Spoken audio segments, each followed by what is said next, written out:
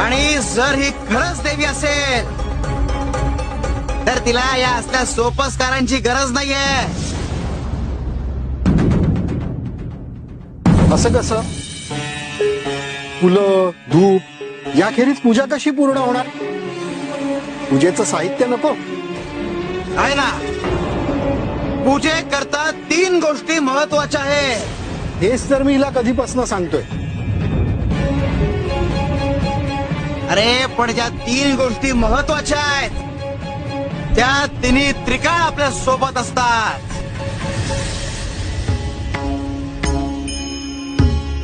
आपल्या सोबत? हो, 2 हस्तक